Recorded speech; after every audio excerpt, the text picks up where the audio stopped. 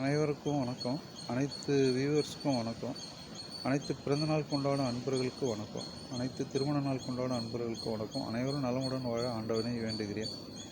இன்றைக்கி நாம் சொல்லக்கூடிய ஒரு தகவல் என்னன்னு கேட்டிங்கன்னா, இந்த செல்வம் சேருவதற்கு பணம் எந்த வகையாலாவது நமக்கு வந்து சேர்றதுக்கு, பணம் வரவு வந்து கொண்டே இருக்கிறதுக்கு எனக்கு ஒரு அரவாணி அம்மா, ஒரு கொஞ்சம் வயசானவங்க, அவங்க நல்லவங்க, அவங்க எனக்கு சொன்னாங்க.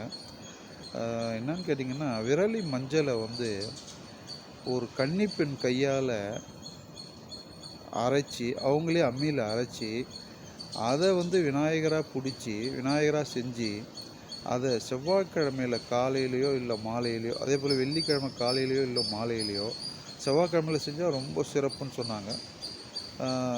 இது மாதிரி இப்போ அதை விநாயகரை செஞ்சு, அவரை வந்து நம்ம சாமி ரூமில் வச்சு, அவருக்கு பிடிச்ச மூக்கடலை,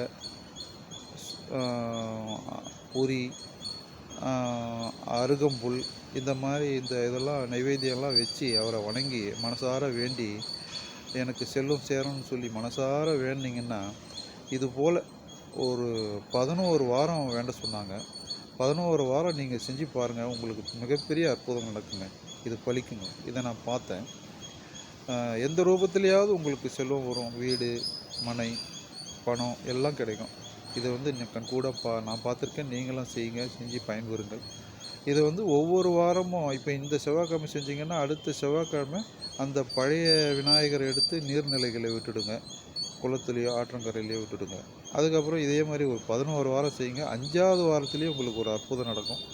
இது கடவுள் அருளால் கண்டிப்பாக நடக்கும். இதை செஞ்சு பயன்பெறுங்க. காலையில் பிரம்ம முகூர்த்தத்தில் செஞ்சால் இன்னும் சிறப்பு. மாலையிலும் செய்யலாம்.